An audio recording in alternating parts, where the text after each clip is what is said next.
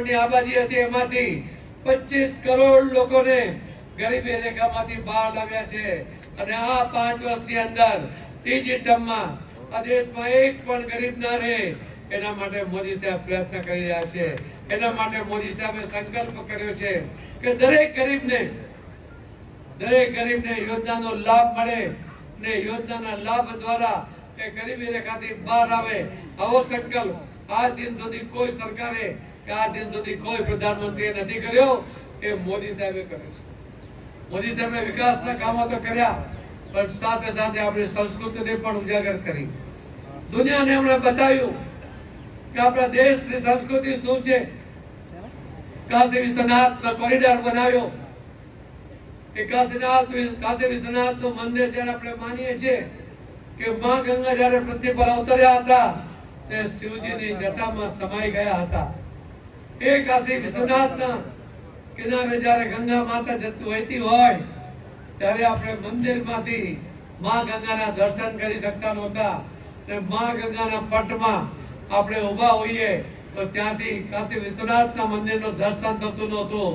મોદી સાહેબે બધા અવરોધો દૂર કર્યા, કોરિડોર બનાવ્યો। આજે માં ગંગાના પટ પરથી આપણે કાશી વિશ્વનાથના દર્શન કરી શકીએ છીએ અને કાશી વિશ્વનાથ સૌથી મોટા મહાદેવ એના મંદિરેથી આપણે માં ગંગાના દર્શન કરી શકીએ છીએ। 1980 થી ભારતીય જનતા પાર્ટીએ એના સ્થાપના કાળથી દરેક વખતે જેટલા વચનો આપ્યા એ બધા જ વચનો મોદી સાહેબે પૂર્ણ કર્યા।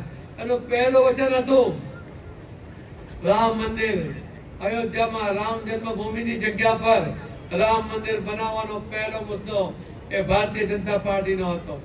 ભારતીય જનતા પાર્ટીના કાર્યકર્તાઓને પણ મનમાં શંકા હતી કે આ મંદિર ક્યારે નિર્માણ થશે અને કોંગ્રેસીઓ તો મજાકમાં કહેતા હતા કે ભાજપ વાળા કહે છે કે મંदिर वही बनाएंगे तारीख नहीं बताएंगे।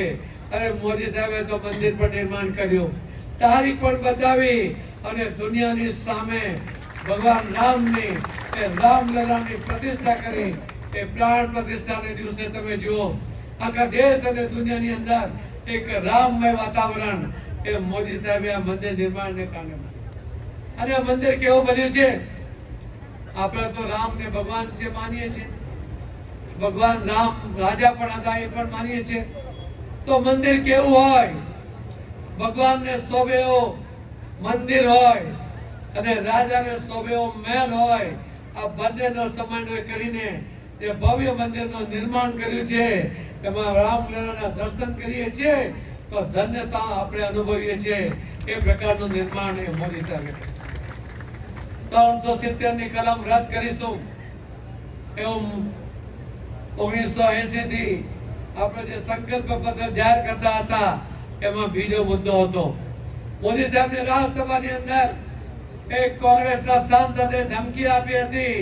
એમણે કહ્યું હતું કે મોદીજી 370 को हाथ मत लगाना, हाथ जल जाएंगे, कश्मीर में खून की नदियां बहेगी। अरे आ तो ગુજરાતનો સિંહ હવે બીજા ધમકીઓથી ગભરાય। પ્રધાનમંત્રી નરેન્દ્રભાઈ મોદી અને અમિતભાઈ શાહ સાહેબે એક ઝાટકે 370 ની કલમ રદ કરી નાખી।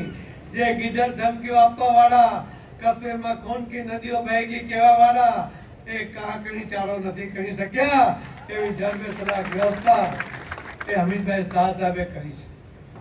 મિત્રો આ દેશને સુરક્ષિત કરીને આ દેશમાંથી આતંકવાદને નેસ્ત નાબૂદ કરવાનું કામ એ પણ મોદી સાહેબ અને અમિતભાઈએ કર્યું છે। આપણે રોજ 8